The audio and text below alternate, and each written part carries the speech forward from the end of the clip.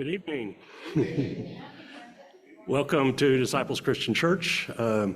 Thank you for coming. Tonight, we're delighted to host Dr. Imad Enchassi, who's a professor of world religions at Oklahoma City University and the senior imam at the Greater Islamic Society of Oklahoma City.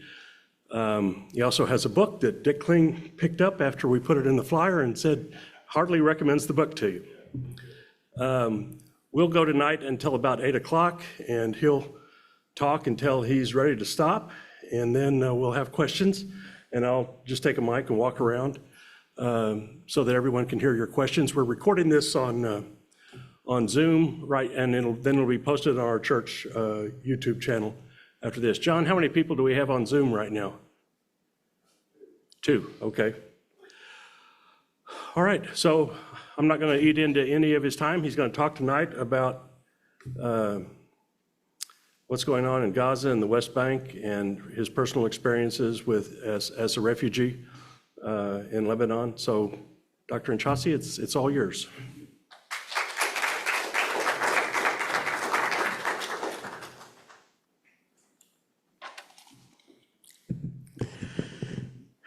Well, thank you very much for the invitation. I'm honored to be here. I just want to start by saying 3 things. Number 1, I literally just had surgery last Thursday, so I'm doped up right now. Number 2, I literally got a call right as I was sitting in the car that yet another member of my family in Gaza has been killed. So that makes a total number of 13. Number 3, I'm not a political scientist. Actually, I suggested to this church that if you need a political scientist, I suggested a couple of people, Dr. Shihata from the University of Oklahoma and Dr. Dadawi from Oklahoma City University. I'm just here to tell you and shed a light on the suffering of the Palestinian people. I'm here to give you a perspective on the suffering of the Palestinian people because I am a Palestinian. And I lived in Lebanon in a refugee camp all my life before Lady Liberty called me and I made it to the promised land. So let me start with you. 2017, Oklahoma City, Religion United Committee, we decided to do something out of the ordinary in order to create peace. So we decided that we're gonna go on a trip to the Holy Land, not an ordinary trip to the Holy Land, but a trip that would be memorable and unsanitized. Many of you, when you go to the Holy Land, you probably go with the tour groups and you go to Jerusalem, you go to holy places, you walk the Trail of Tears, you go to the Church of the Supplica, and then that's all you see. But we decided actually to go to the Holy Land from Oklahoma City, equipped and armed with Jewish rabbis, Muslim imams, and Christian clergy. And we did. We arrived to an airport called Ben Gurion Airport. You probably have heard this word. For many people, when they hear the word Ben Gurion, for many people in Israel, for many people around the world, Ben Gurion was a hero. For me, as a Palestinian landing in Ben Gurion Airport, which I used to know as a Lud Airport, where my father and my ancestry used to be there, was a different experience. That's the first time ever I flew into Ben Gurion Airport. Not my first time to go to the Holy Land. I've been to the Holy Land through Jordan, just like the Pope used to do. But this is my first time I ever landed in Ben Gurion Airport. My blood started to boil a bit because that name, I always heard it when I was a young boy as a man who terrorized the local Palestinian population in 1948. That resulted in the loss of my father and my grandfather's homeland, the city of Yafa, the city of Jaffa. But we landed anyway for the sake of peace. Our first picture to take as a group, of course, we were interrogated. We were asked questions and so on and so forth, especially the usual suspect. Our first picture as a group was a sign outside that says, "Welcome to Israel." Not knowing the feelings that the group with us have, let's take a picture. Well, some of us who are Muslim, sometimes that word brings a different feeling to us. Because for us, we always called it Palestine. But we decided to call it the Holy Land. I do have a picture. I was going to do a PowerPoint, but I don't want to bore you with PowerPoints. In that trip, we visited places. We went to East Jerusalem and we went to West Jerusalem. We went to East Jerusalem, which is the Arab Muslim area of Jerusalem, and we listened to the cry of the people who lived there, semi-free, but under siege. We went to West Jerusalem, and we went to the Holocaust Museum. I have to admit I was extremely emotional, especially next to the Holocaust Museum, there was a children's museum that had one candle and had many shoes of many children. All of these feelings were very raw within me. I went to the city of Jaffa where my father and my grandfather owned a home. The home's still there. And went to see my father and my grandfather home that have a family that is from Brooklyn, New York, that lives in it. We went to the West Bank, and the tour was called Majdi Tour. Majdi was a Palestinian family that lost a child that was killed by Israeli police. And they decided to retaliate in the most advanced, most progressive, most peaceful way. They just wanted to bring people from overseas and take them on a tour to understand the Israeli-Palestinian conflict. We sat in those people's houses. We ate together as a Muslim, Jewish, and Christian group. And every evening in that tour, somebody would come speak to us. My favorite are two people that came to speak to us, an Israeli and a Palestinian who are best friends, who lost on the same day. The Palestinian father lost his daughter, shot by the police, the Israeli police, and the Israeli father lost his daughter, who was to a suicide bomber. Their story was so compelling. We were in tears every single night.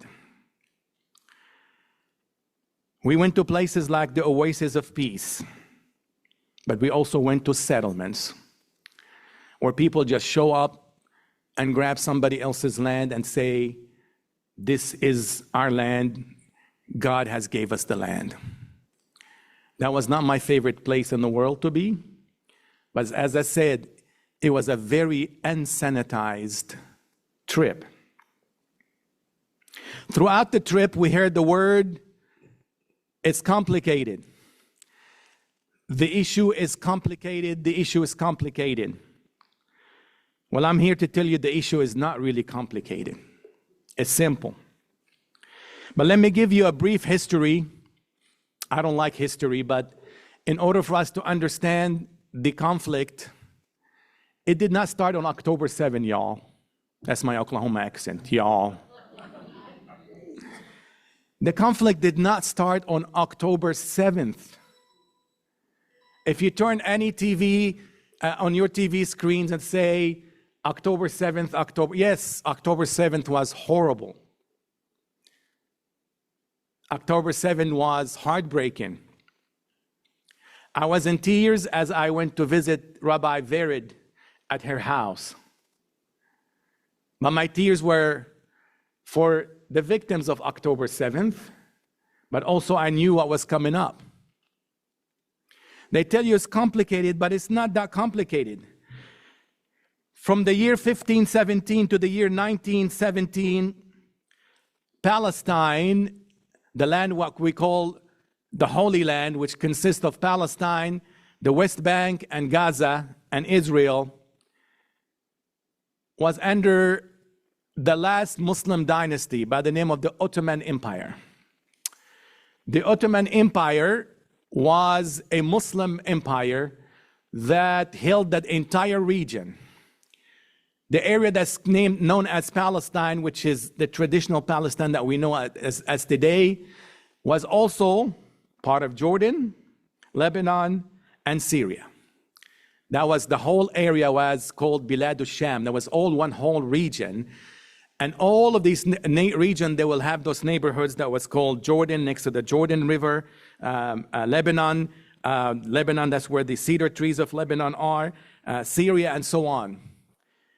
In 1920 to 1948, after the Ottoman Empire fell, after World War I, Palestine was colonized by the British. And in 1917, there was the Mandate of Balfour that promised a Jewish homeland in the indigenous land of Palestine. My grandfather, my father, my great-grandfather, my great-great-grandfather, all comes from that land. My father was born in 1936 because the state of Israel was established in 1948. So my father is older than the state of Israel itself. My grandfather, my great-grandfather goes all the way to the 17 and 1600s. Ethnically, the people who lived in that land were mixed. Religiously, the Jewish population was about 10%. Christian population was about 20%, and the Muslim population was around 70%. In 1947, the UN decided that there should be two states, an Arab Palestinian state and an Israeli state. Of course, 1948, war broke out because the Arab countries around did not like the idea. And Jordan ended up being the people responsible for the West Bank, and Egypt was the country responsible for Gaza. In 1967 was another war, and Israel occupied Gaza, the West Bank, and East Jerusalem as well. The issue is not complicated at all. There is an occupation, and there are occupied people.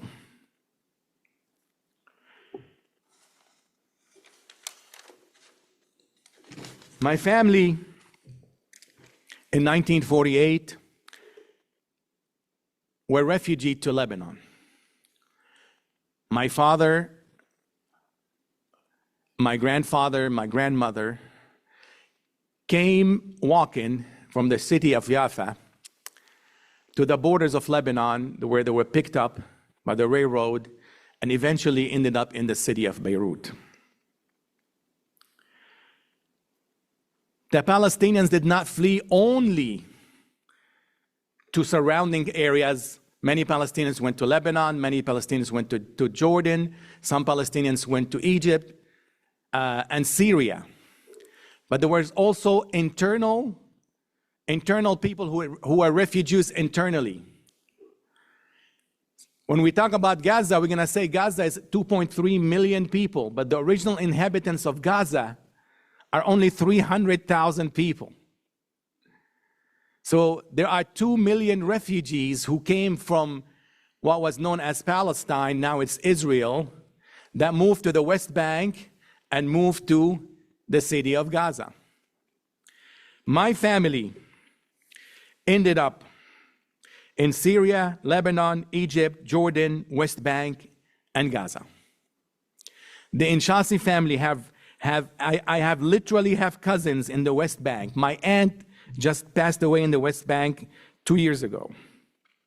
I have family in Gaza, as I told you, 13 of them have been killed since the collective punishment of Gaza.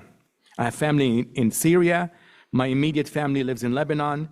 I have family in Egypt, and I have a lot of family in Jordan as well. What happened with occupation, y'all? There's always going to be a resistance. The Palestinian Liberation Organization was formed in 1967 in Lebanon, in Jordan, different places. And they held arms. And they were threatening the state of Israel. That's why in 1982, Israel invaded Lebanon. I was 17 years old. And Beirut was put under siege for 92 days. This is what we call collective punishment. No water, no electricity, no food going in, nothing going in for 90 days. The people of Gaza are going into almost 2 years, y'all. 2 years. So how do I feel with the people of Gaza besides the point that this is my family is being killed there? I was in their shoes for 90 days. That we had to eat one meal every other day. That we had to take animal feed and make bread out of it. Now we have to collect wood and cook on it. I'm sitting down in my living room, in my air-conditioned living room in Northwest Oklahoma City and watching Al Jazeera and other network and seeing the suffering, the people and the women crying and weeping, and I could relate to that. You know how heartbreaking it is to be looking at some of the shrouds that the people are shrouded with, and then you see your last name on that shroud. Then you have to figure out which one of part of my family have died today. In 1982 was a brutal occupation of Lebanon. Give up your weapons, they said. Send your fighters away, and you'll be safe. The Palestinians did just that. And if you're aware of the history, right after that, there was a massacre of Sabra and Shatila. A massacre that I'm a survivor of, where the Israeli army actually surrounded our refugee camp, turned a blind eye to a group called the Christian Phalangists. As 1,400 people of my friends and family were butchered. For some reason, God saved me. In 1993, there was a peace on Oslo, a promise of yet another two-state solution, a Palestinian state and an Israeli state, where the West Bank and Gaza is one state and the rest of Israel proper would become another state. The United States of America was in the middle of, and the international community, European community, they were all in the middle of that. Everybody supported that. But this never came to be. Instead, settlements were built in the West Bank and built in Gaza. According to Article 49 of the Geneva Convention, those are illegal settlements. If you take a look at the West Bank, you would see now what I call a Swiss cheese. There are Palestinian communities, little bitty Palestinian communities, but in between them there are hundreds of settlements. There are 14.3 million Palestinians. In the West Bank, there are 3.2 million. In Gaza, there are 2.3 million. And in Israel, what we call the Palestinian Israelis, there are 2 millions. Outside as refugees, there are 2.3 million in Jordan, about 1 million in Syria, and 1 million in Lebanon. There are 14.3 million Palestinians that do not have a homeland. It is not complicated. The Palestinian land was taken. They were occupied, and Israel occupied them. The situation is complex, yes, but the root of the situation is occupation. My father and my grandfather, who lived in Lebanon, they never wanted to buy anything. They didn't want to buy any durable goods because they were living on a promise that they will come back. They will go back to the homeland. They never actually settled down in Lebanon as refugees because there was that promise, we'll go back tomorrow. I heard my own grandfather, my own father, don't be buying a brand new bedroom. How are we going to carry that back to Palestine? Both my father and my grandfather died at an early age. My grandfather died at an age of 41. My father died at an age of 51 of broken hearts. When we look at Gaza nowadays, I could relate to it. I could see the pain in my father's eyes, in my grandfather's eyes, and I saw the pain and the terror that we went through after we survived the massacre and a siege of 3 months in Beirut. In Gaza, there are 2.3 million people, mostly refugees. In 2005, Israel decided to dismantle their settlement from Gaza. They did. And you're probably not a political scientist, but you're probably going to hear that from a political scientist. Well, we left Gaza in 2005. If I left your church right now and I controlled every single door, every single exit, all the water pipes to your church, all the gas pipes to your church, all your electricity, I didn't leave, did I? That's exactly what happened. The 2.3 million people were mostly refugees in Gaza. Gaza is 25 miles long, 5 to 7 miles wide. It wasn't that small. But every time there is a war on the Palestinian in Gaza, and the war started in 2007 after Hamas have won a democratic election, and guess who was watching that democratic election? The United States was. Israel decided to block, 2007, to block Gaza. They control electricity, water, and everything else. And there was a war on the people of Gaza in 2008, 2009, 2012, 2014, 2021, and this is the latest one from 2023 up till now. 62,967 people have been killed. 64% are women and children. 159,266 been wounded. 18,430 children have died. In July alone, 24 children, starved to death. 47% of buildings in Gaza are destroyed. It's not complicated. People want to call that collective punishment, genocide. You can call it whatever you want to call it. I'm just going to give you the statistics. 47% of people's houses are either destroyed or damaged. 84% of healthcare is either damaged or destroyed. 97% of schools have been damaged or destroyed. Water purification systems, sanitization, infrastructure has been destroyed. 90% of the Gazan people have been displaced.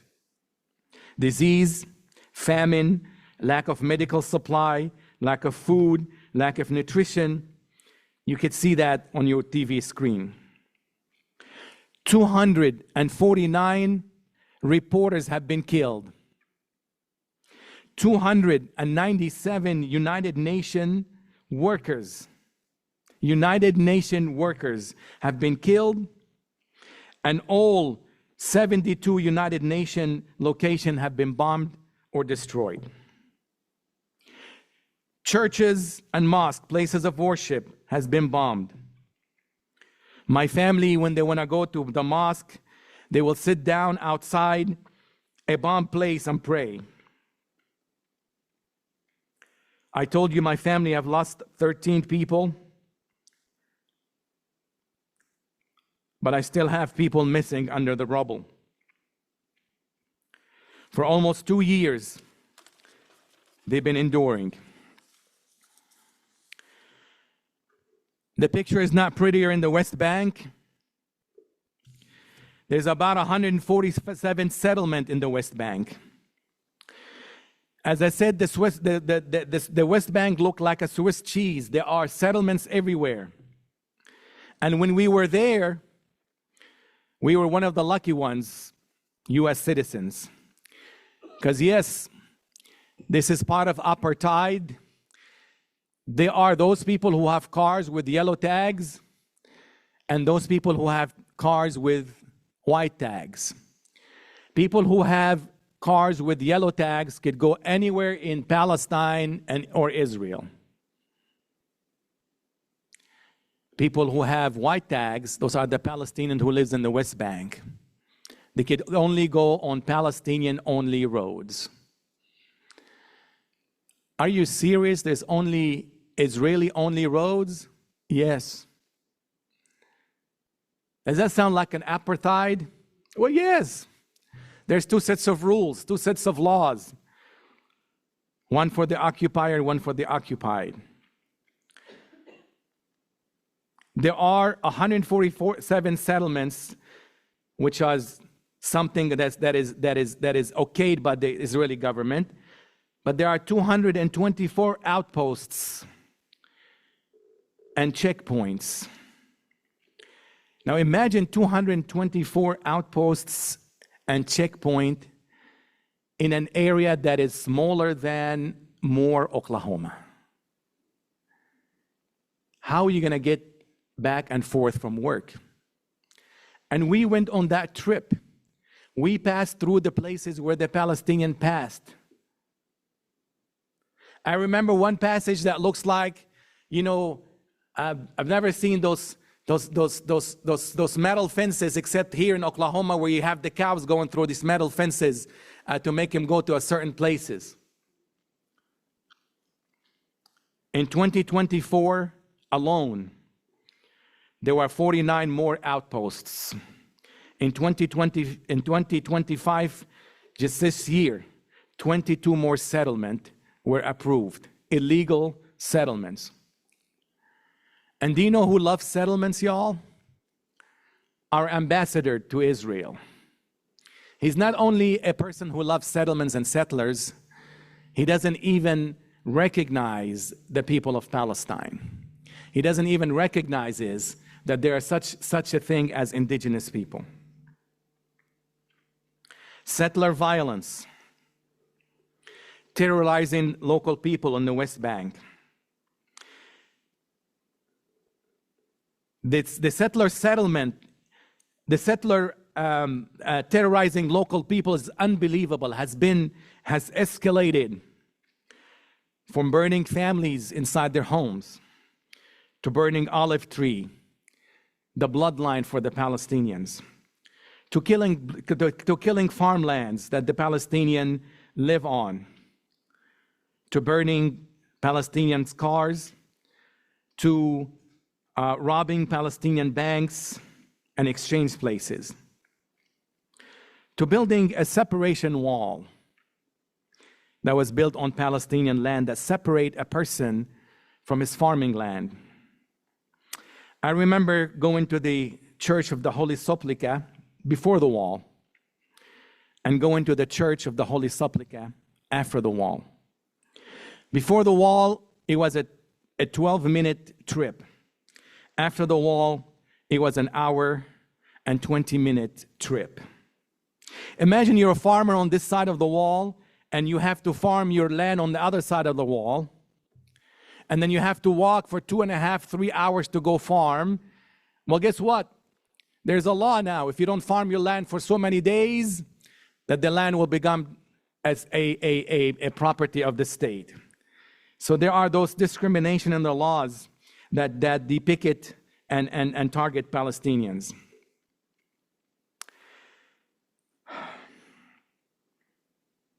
Laws that are in the book right now that favor people to settle and settlement to stay.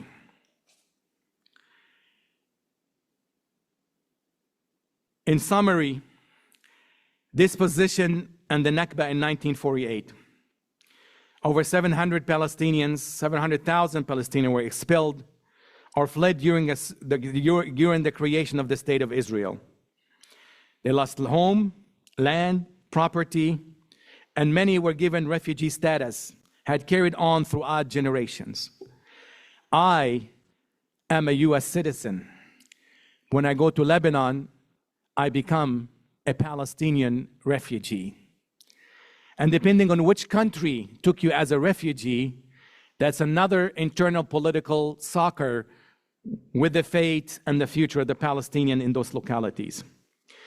The occupation 1967 till present, Israeli military occupation of the West Bank, Gaza Strip, and East Jerusalem brought checkpoints, curfews, land confiscation, home demolition, and settlement expansion. Refugee crisis still going on.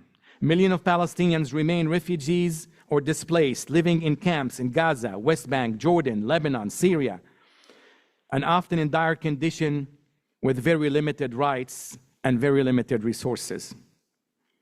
Blockade of Gaza in 2007 till present. The blockade from Israel's side and Egypt's side severely restricted movement of people and goods, creating a humanitarian crisis right on our TV screens. Not to say extremely high unemployment, poverty, and dependence on aid. You probably could see some of those aid trucks outside the border of Gaza where the food is rotting. Or worse yet, you would see some of the settlers actually harassing the drivers, taking some of that food and spilling it on the ground and burning it. Wars and military assaults, multiple wars and escalation in Gaza, 2008, 2009, 12, 14, 21, 23 till now, killed tens of thousands of people, destroy infrastructure, and traumatize entire communities. Human rights violation, report of arbitrary arrests, torture, child detentions, restriction of freedom of movement, and lack of due process are very frequent.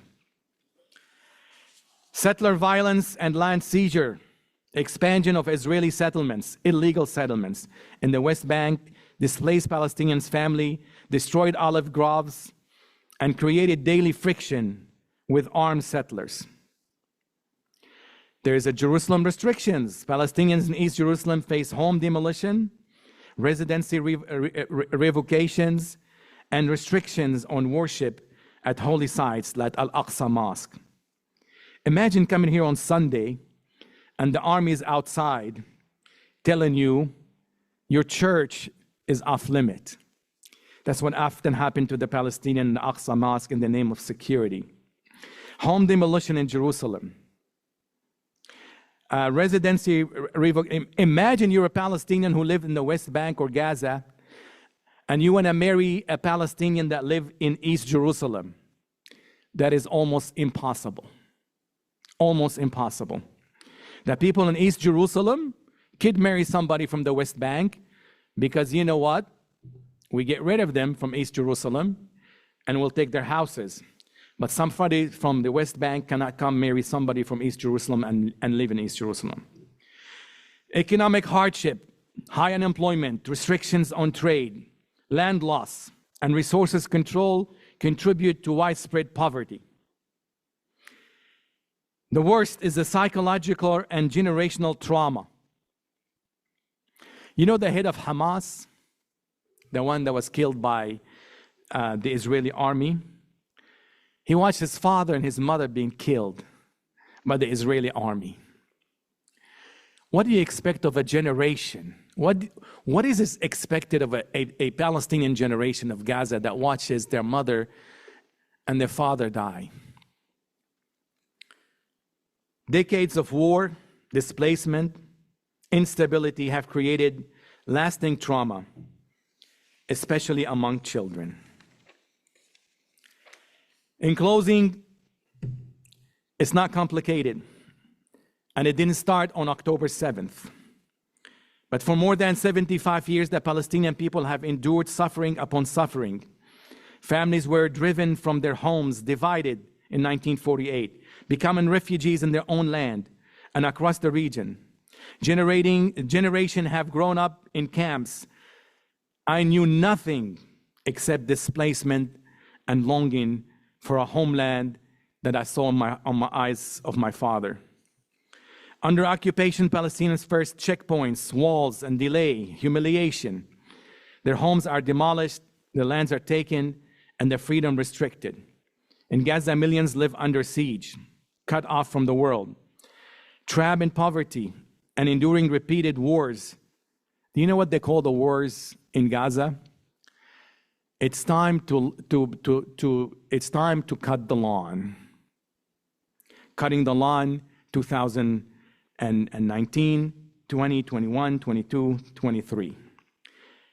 They're trapped in poverty and enduring repeated wars that leaves behind shattered cities and traumatized children. From the olive farmers who loses his tree to the mother that waiting at checkpoint, to the mother who write their children names on their hands and arms. The story of the Palestinian people is the one of deep pain, but also remarkable resilience. Despite decades of dispossession, Palestinians continue to hold on to their faith, identity, and hope for justice. Is there hope? The Quran teaches us in the story of Joseph, the son of Jacob. The children who actually have betrayed their brother told their father, Jacob, give up hope, man. Joseph will never gonna come back. And Jacob made the statement. He said, if I give up hope, then I'm giving up on God. If we're a person that we give up hope, we're actually saying God is incapable or unable. So we're never gonna give up hope. You know, in 2017, in that trip, I was in a market in Jerusalem. I was inside the market on the Sabbath. We were trying to eat. And sure enough, the three families that were with us who were headscarf, very visible, they were Muslim, we were refused service. With us from the Daily Oklahoman was Carla Hinton, an African-American reporter who was weeping and remembered a certain time in our nation. But you know what gives me hope? We walked out the market in disbelief, and few Jewish children from New York City were there on a trip called Birthright Trip. They watched that, and they came out with us and sat outside in protest. That gives me hope. Jewish Voices for Peace, who are being demonstrating for Palestinian rights. More Jewish youth were arrested during the last 2 years in the United States of America. The LJS, 1,000 rabbis have signed a letter sending it to the Prime Minister of Israel, say to respect innocent life. Two major Israeli civil rights movement, the B'Tselem and the Physician for Human Rights, called what's happening in Gaza genocide and called for. 40% of American youth between 18 to 34 are pro-Palestinians. 25% of them are on both sides. 49% of the youth would call what's happening in Palestine genocide. And 78% of American youth support a ceasefire. That's what gives me hope. There is a surplus of support, but a deficit of political will. What can I do? Educate.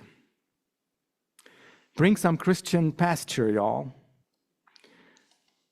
You know, Jesus is from Nazareth, right?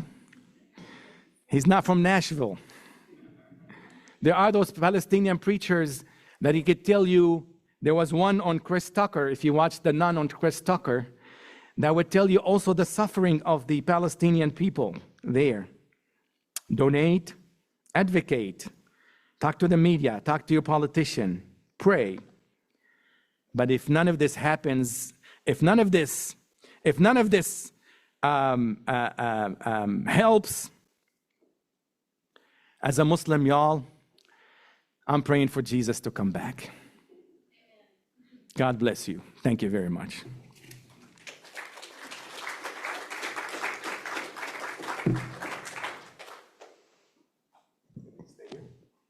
Okay. Now it's time for your questions. It's just overwhelming. Just state your name and where you're from. My name is Ted. I'm from my mom. From? I said my mom. It's a joke. Oh, okay. Thank you. Me too. I lived most of my life in Oklahoma, but I technically live in the Philippines at this moment. My question was, how long have you been in America at this time? And how long have you considered as your religion your claim? How long have you been that religion? How have I been my religion? Yes. Okay. So I was born in the faith, but you know, we were a secular Muslim, so to speak, kind of like Christmas Christians. So I was a secular Muslim. So in Lebanon, the culture was very Muslim, but I was not a practicing Muslim, so to speak. I came to the United States in 1983, right after the massacre of Sabra and Shatila. So trying to do the math in my head, but I told you in the beginning of the lecture, I am doped up because I had surgery. So I've been here a very, very long time. Yeah. So you were not in the country during the bombing in '83. I think it was when Beirut had the bombing. I believe it was. Yeah, it was 82. You were there. Absolutely. I was in the refugee camp. I was in the invasion of Lebanon was 1982. Yeah. Yeah. That's correct. Thank you. And right after the massacre, there were many of us who went applied for a visa. And then the embassy was very sympathetic for those people who survived the massacre because the peace treaty was also, the United States was part of that peace treaty as well. Yeah. By the way, you can ask me anything on the subject, off the subject. Nothing hurts my feeling. I speak in a lot of Baptist churches, so nothing hurts my feeling. I can make a Baptist joke, right? I agree with everything that you have said. Your name and where you're from. Oh, okay. David Egbert from Edmond. I agree with everything that you said about the history. I'm very sad about the situation we find ourselves in. But we all know that in this country, our treatment of indigenous peoples was not very good and has not been very good. And so we have a terrible history in this country. And I don't see how, if we try to be supportive in a dynamic outward way of the Palestinian people, we are accused of being anti-Semitic. And immediately there is a great lash coming back towards the people. What is the possibility of our actually doing something to help the Palestinian people? Well, there are Jewish organizations who are helping the Palestinian people. You know, Jewish Voices for Peace. They raise money. There are many organizations that.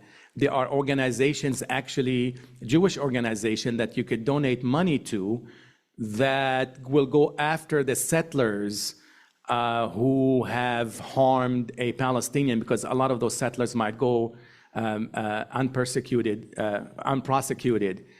There are those organizations are out there. Also, I don't worry about me being called anti-Semitic because I'm Muslim and Arab, so I am Semite myself, right? At a certain point, sometimes my wife tells me, you have to be careful. You have to be careful what to say. You have to be careful, what you post. You have to be careful, especially now when you travel overseas. We were worried when we come back that they will stop us and look at our phones and so on and so forth. I told her, you know what? I'm taking a stand, a very peaceful stand. A Martin Luther King stand, right? Nonviolent, resistant is a resistant. They want to take my phone away. They want to deport me. I'll be more than happy to be deported back to the city of Jaffa, to my grandfather's house. I'd be more than happy to do that. My point, it comes to a time where I'm just talking about myself, that we have to stand, and we have to be careful of the way we say, because sometimes emotional intelligence is very high nowadays. Emotional intelligence need to be very high nowadays, because sometimes people start standing and saying things and doing things that are very anti-Semitic, and anti-Semitism is at all-time high. Islamophobia is at all-time high as we speak. But it's not like the Muslims are attacking the Jews or Jews are attacking the Muslims, right? It's none of that stuff. We have to be polite. We have to be dynamic. We have to be wise in our words. But we could talk to our politician. We could donate to some of those charities. There's a lot of things that we could do. How will it be possible to live in Gaza without massive reconstruction, or in the West Bank without clearing out the settlements? How can the people hang on the way things are? The Palestinian people are very resilient. I could tell you when I left Beirut, it was 3 months of bombardment from the air, from the sea, from the ships. I could tell you when I left Beirut, there was one runway at the airport left. I didn't remember. Can you imagine going in an airplane and then you hit a bump? It literally was that way. And Beirut has been bombed over and over and over. The people are very resilient. Now, the massive destruction in Gaza, what I've been seeing, and I watch the BBC, I watch Al Jazeera, I watch all news network. It's been designed to, if you go after the militants, why are you bombing the infrastructure? Why are you bombing the school? Why are you bombing the water resources? Why are you cutting off electricity? Why are you cutting off medicine? Why are you bombing hospitals? It's very clear, and now they're not even shy about it. They will stand up on TV and say, we want the Palestinian gone. We want Egypt to take the Palestinian. We want Jordan to take the Palestinians. That We have plans for that land. But if if there's ceasefire now, you're going to see the market. When it was ceasefire a couple of months ago, for a small period of time, everybody start building again. The Palestinian people are used to that life, and are very resilient, and they will rebuild that locality. But I'm telling you one thing: they're not leaving that land. We had one of our online listeners ask if you could say the charities that are legitimate and the person is afraid of donating to ones that might not be legitimate. So if you could name some. Absolutely. I will be more than happy to email you a few charities that are working there, and somebody else asked me that question. I'll be more than happy to email you some of those charities' website that are working in Gaza and the West Bank. State your name and where you're from. My name is Bernard Allen Bay. I'm from Bernard Allen Bay. I'm from LaFleur County, Oklahoma. What's going on is heartbreaking, naturally. And I just wanted to, I know you're trying to educate people, and that is your strategy to help, and you think that will help to bring an end to this. So I want to just tell you some points that I have thought of and lived with. We're Chickasaw freedmen. I don't know if you know much about slavery in Oklahoma, but our ancestry came out of slavery in 1866. And the people who had enslaved us had made a deal with the federal government that they would go to their general councils and they would make a decision as to whether or not to give us citizenship in this new land that they were given, because they actually lost the Civil War. And they didn't really lose, I'll take that back. They sued for peace, big difference. And in that agreement, to stop fighting, they were given new land. And they made a deal with the government that said, if we'll give these, we're going to go back to our general council and we're going to decide, either we give them citizenship in our new land, or you give them a land somewhere else, call them unassigned lands. Well, they went to their general council, they gave us no citizenship, and the federal government didn't give us the unassigned lands. So we as Chickasaw freedmen lived for 56 years stateless. Okay, that's the point. The other point, the people in this country know all about apartheid. They know all about settlements. They know what it's like, to do the things that are being done. And I'm sure that many people regret it. It happened in the past. Everybody has to move forward. Okay, so we all agree on that. If you want to appeal to people who can help you, you gotta, the only station people really listen to is What's in it for me station. Okay? So what? What's in it for me? Oh. Yeah, WIFM, okay? What's in it for me? If we don't get control of the activities and actions that our government supports and actually takes in its international relationships, then we pay the price here. And I think many of us in this church already realize that's where this is going. Okay, at some point, it's not going to be over there anymore. It's going to be here, and we all know that. So the question is, how do we get back in control of our own affairs and make the government do the will of the people? Okay, no more sitting back, letting them renege on an agreement. You sued for peace, you accepted the agreement, you said if they agreed, they didn't want us in their land, that you would give them an unassigned land. Well, that's the deal y'all made. They decided they didn't want us there. It's your responsibility to keep your end of the bargain. They didn't. They haven't. And so we can't make them keep their bargain. We just have to keep going. And I remember we have a family reunion called the Gordon Family Reunion. And we've had this family reunion since 1893, or every year. We never miss it. It's at the same day. Okay, we just have to keep going. That's the point. And you mentioned hope and this and that, but sun comes up every day, rivers flow every day, God's alive, and so are we. So let's try again. Amen. Just a second.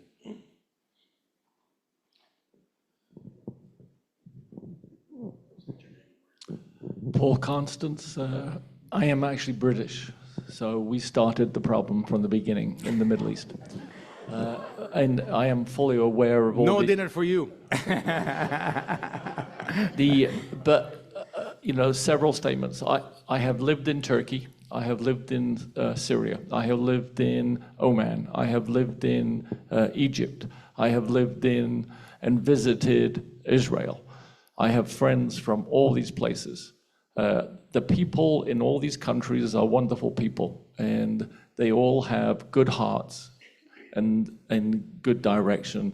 And if you met them individually, you wouldn't see anything. So everywhere I go, I've lived in China, I have lived in South America, I have lived in France, Spain, England, United States. I have seen many, many cultures. So people in general are amazing and beautiful and wonderful. There are positions and times within our nations in the world. We have wars. We have wars in Ukraine. We have Genghis Khan. We had people attacking and causing problems and trying to change the dynamics. The Roman Empire, the Ottoman Empire, they conquered. They were one of the biggest conquerors, the Persian Empire. You go on and on and on. And they leave an aftermath. They always do. Britain was conquered by the Vikings. Then they were conquered by the Normans. And then it goes on and on all the time. But as simply said, we have to move forward. We can't revisit the past. We have now, both parties, all parties have to come together with hope in their hearts, in the right direction, to change where we are. And the problem I see, both sides, I'm going to say both sides are not ready to really give up what is necessary, what is needed to change that. We had a war in England between two Christian faiths, literally, the Roman Catholic Church, the people, and the Protestant Church. It was literally that. There was apartheid between white people, if you will. And it took, that went on for 350 years. It needs the will of both parties to change where we are now. You can say they did this, that, yes, but now you have to draw the line in the dirt. We're forgetting it. Move forward, let's change. Bad perpetrations happen on both sides. It really does. And we can go black, white, Asian, Japanese against Chinese. It's throughout the history of humanity. We are not nice people. But we have to move forward. Would you not say that Oslo was the Palestinians gave up 80% of their land in exchange for homeland? And then nothing happened. The PLO gave up their weapons and gave up their rhetoric of wiping out Israel from the map. And then it was more settlements, more land grabbing. Settlements are bad. I do not condone the settlements. It is a way of taking over in a different way. But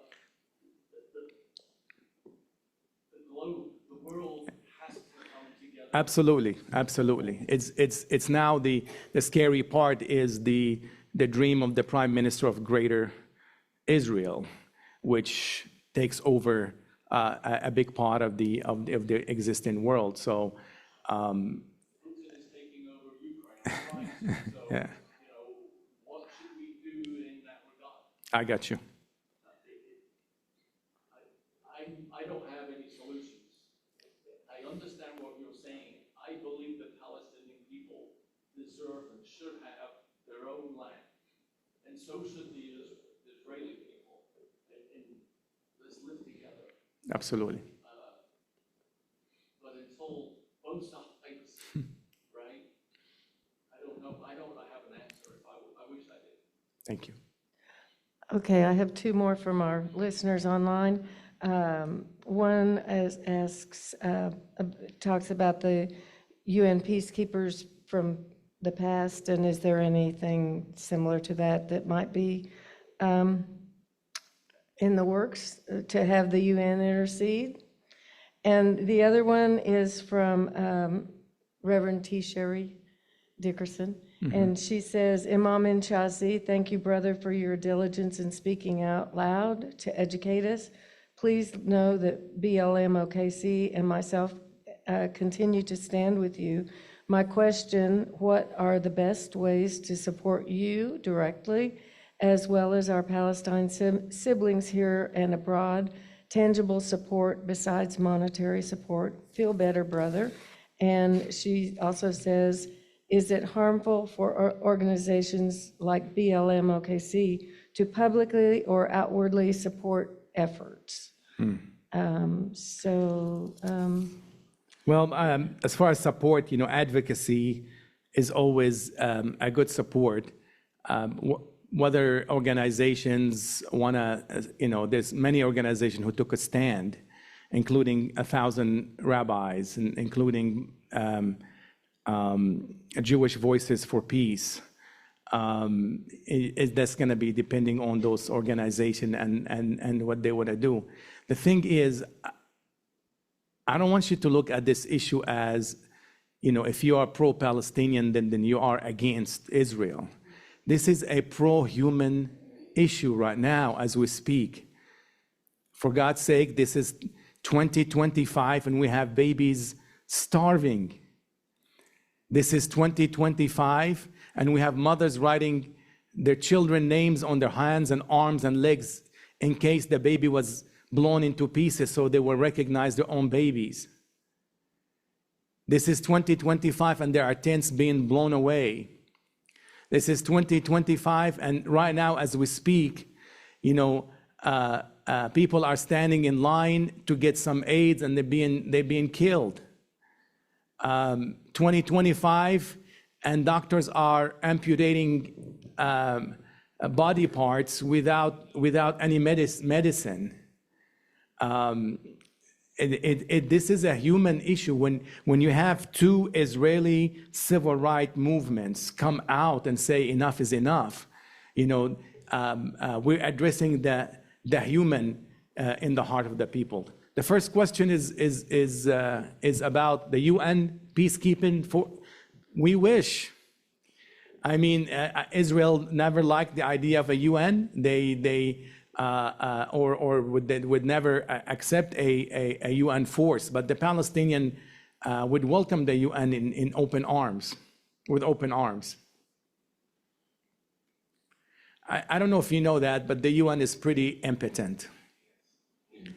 We have 147 nations that recognize Palestine, 147 nations.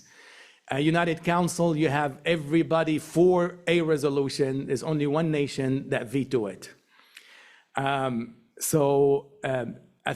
think it is safe to say the vast majority of the world is very pro civil rights for the Palestinian, very pro human rights. But what we're seeing is otherwise. The United Nations, with the way it's structured, with the veto power, is just an impotent body.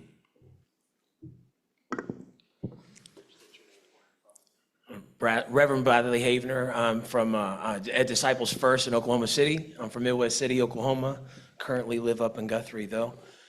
I know the Imam, and I was so happy to be here tonight until Good to see you. Till I sat down and I remembered something you said struck my history as a Marine, as I served 3 different tours in Iraq, and I was in the initial invasion into Fallujah, where we did circle the city and cut it off from all aid and all of everything, and I experienced it from the complete opposite end of where you experienced it. In my second tour into Fallujah, I was told I love you by a man who had nothing left. His big house was destroyed, but I listened to him to follow him and take these weapons that were in the rubble that was once his house and take those away while his children played in the little grass area that used to be their yard behind their wall, but they had tents, and his wives were trying to corral the children and make tea for us. And he said, "I love you, thank you." And I didn't think about that until 2014. And I went and I asked for help because I realized that those people were me. He was me. That man who said, "I love you," just said, "I love you," because he got to have peace that night, knowing that that thing wasn't going to blow up next to his children. It's the least I could hope for somebody to do for my children. We are not different. There's no them or us, and that's why it's not difficult. What's the word? Not complex. Not complicated. It's not complicated. There is no difference in those children and your children or my children. There's no difference in those grandparents and your grandparents or yourselves. Every one of those people, whether they're pulling triggers on their rifles because they believe that they're right, or because they're hiding behind the rubble of the walls that was their houses, those are all of us. And until we accept that simple solution, then we're going to have all these other complicated things that will never work. And that's how I feel, Imam. Amen. Amen.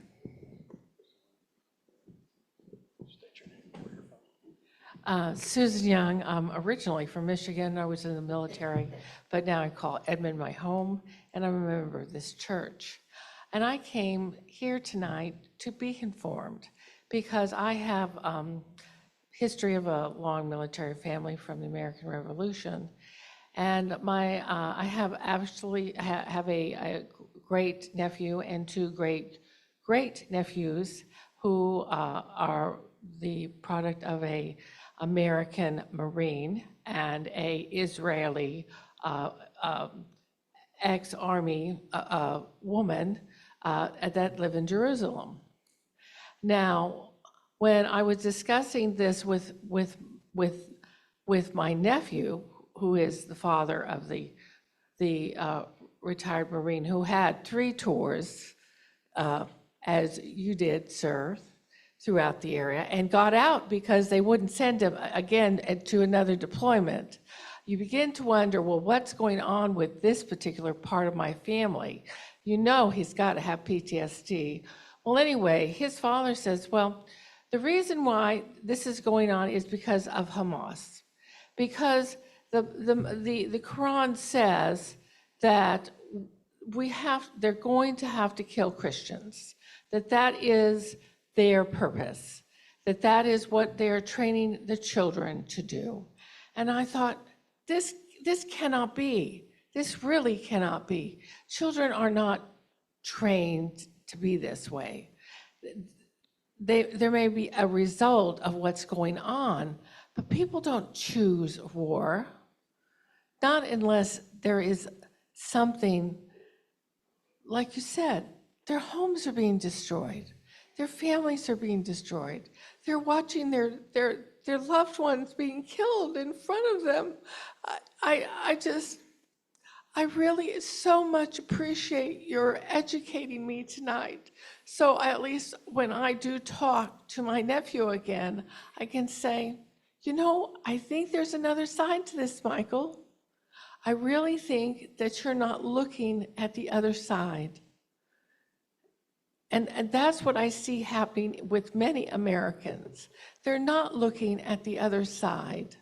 They're looking at what is published, that what is in the American newspapers and on TV.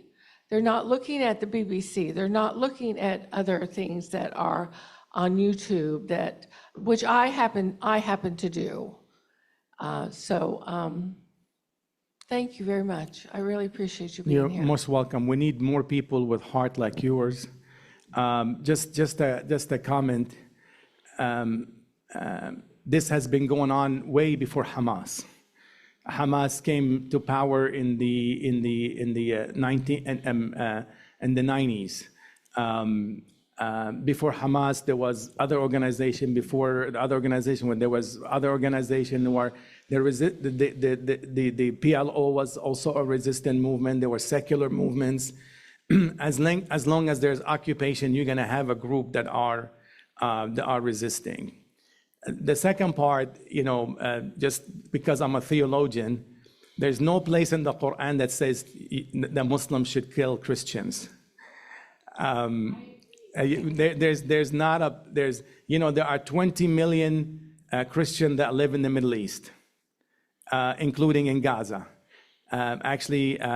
Pope Francis, bless his heart, used to call this church every single day in Gaza.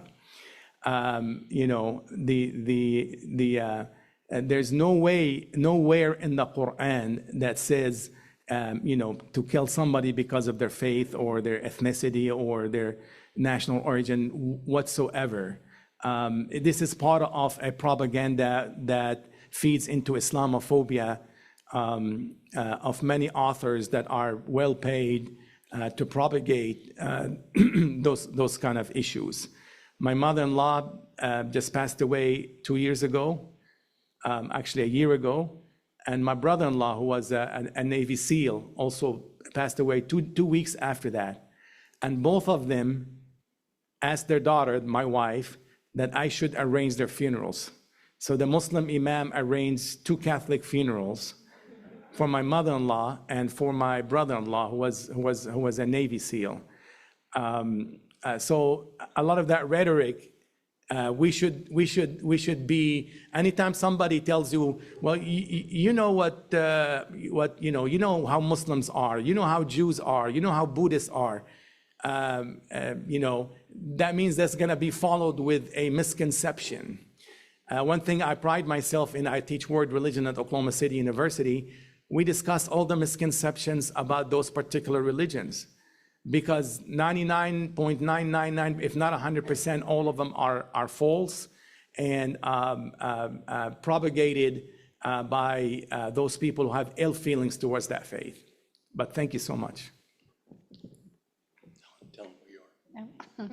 I'm Mary Heath, and I'm one of the ministers here. It's good to see you again. I wish it was under different circumstances. So I have a short 2-part question. Has it been difficult to maintain your friendship with Abby and Vered? Now, it's personal, so you don't have to answer it, but Okay, no, not at all. As a matter of fact, after October 7th, I felt the urge and obliged to call Vered, and I went to her house. I know where she lives, she knows where I live, and took her some flowers. And we cried together, as I said. And then me and Vered have made many appearances in different churches.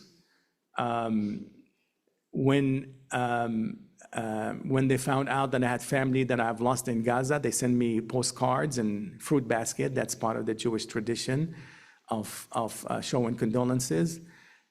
They come speak in my classes at Oklahoma City University all the time. That trip on 2017 really have concreted a friendship and a relationship that's very deep. Now we might not agree politically. I'm tempted to say some of you might not agree politically or theologically, so to speak. But we might disagree with that being disagreeable. But I seen varied weeping with me when I lost the first bunch of my family were 2 children, 2 moms, and 2 dads. And we were in an interfaith gathering, and it was announced, and I started to weep, and then Verit came and wept with me. So I think that our relationship is solid, but the politics of it sometimes is we might not see eye to eye on those issues. I understand. And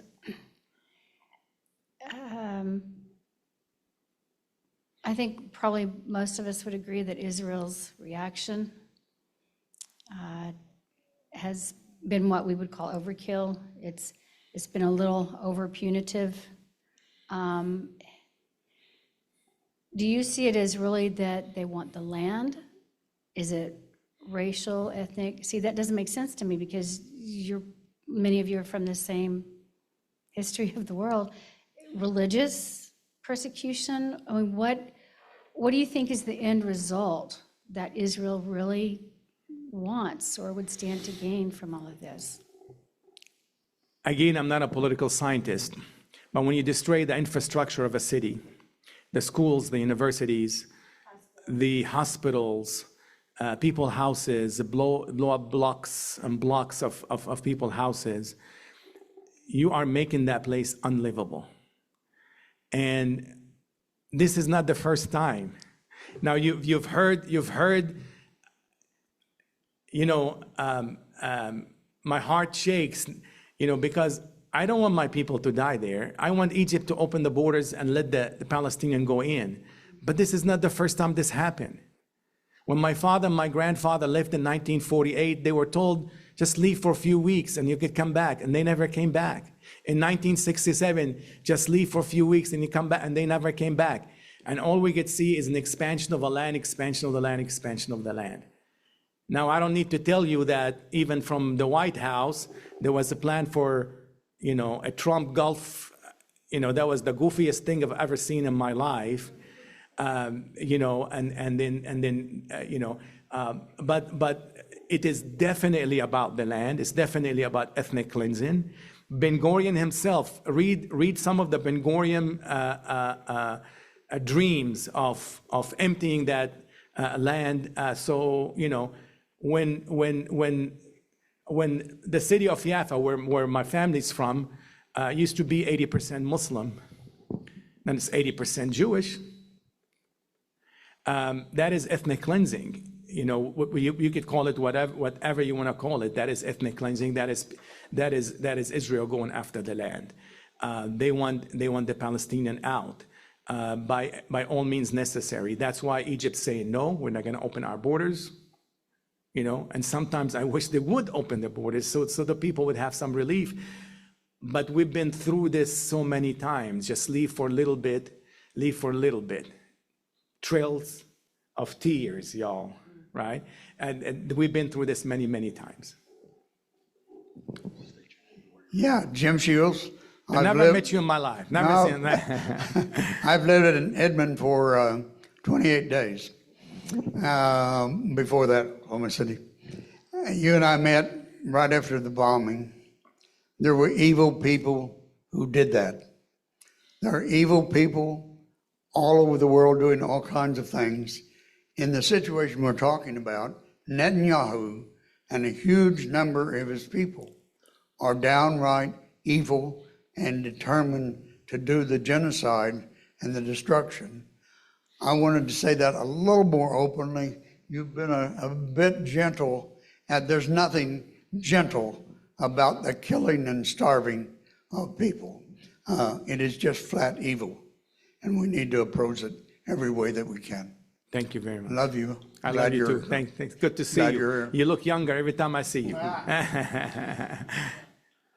Let me ask a quick question. We'll have two questions, and then that'll do it. You said you watch BBC and Al Jazeera. Do you have any American media that does a decent job on covering the Palestinian perspective? As CNN the other day, there was a whole program on Gaza, and they interviewed some of the wives of the reporters that have been killed, and they've done an extensive reporting on is Israel targeting reporters, or Al Jazeera reporters in particular. And 240 plus reporters, some of them were targeted live on TV. Was they actually shown a lot of footage of that. So CNN seems to be, I don't want to say very, very good, but they've been outspoken on that issue. Okay.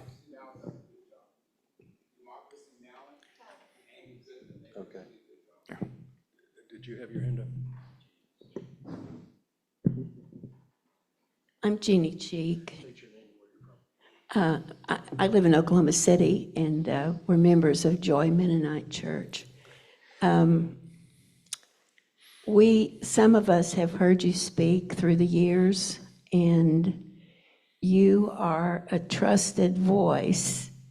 We follow you on Facebook when you make statements, and we just, in our community, we really trust you. Thank you. And the more opportunity you have to just give guidance to people here who have limited knowledge and limited experience, it's very helpful. Thank you. I remember you, in one time that I heard you speak before, you were telling about when you established Mercy School. And I only had one chance before I retired to visit there with a school group for a school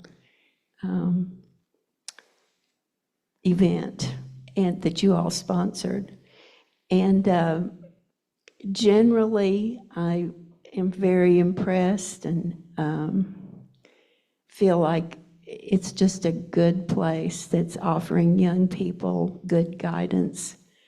But do you feel that this generation of American Muslim kids is able to really fully understand what you understand from your experiences? And are you all able to just to raise a group of peacemakers and creative thinkers that can help all of us in the future find the way? Yeah.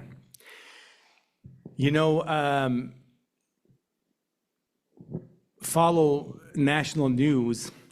I always follow the campaign of many people who are running for certain offices.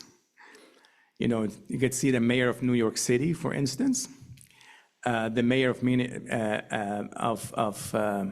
Minnesota. So there are some Muslims who are running for office who were second generation. So yes, that's what we teach in our schools. That's what we teach in every day, to be a people of love, to be people of peace, to outreach, but also at the same time to stand up for what is right. I'm seeing the younger generation, not only the Muslim younger generation, but the generation that don't take their news from the networks, that they take their news from the media and from the internet, and they're searching for the truth and searching for the truth and so on. I see those people standing up. I see those people advocating. The movement here in Oklahoma City for demonstration on the streets and so on and so forth, it was all the young generation. Muslim, Christian, Jewish, all young generation. They were literally in charge. They would say, come and speak at this rally. And they have organized, they have advocated, they have advertised, they have spread the word all by themselves. I am very, very, very hopeful for the coming generation, not only of Muslims, but of a coming generation of Americans in our nation. That'll be our final word. It's 8 o'clock. Thank you, Imam. Thank you so much. We have to do something Islamic really quickly. Okay. Take a selfie.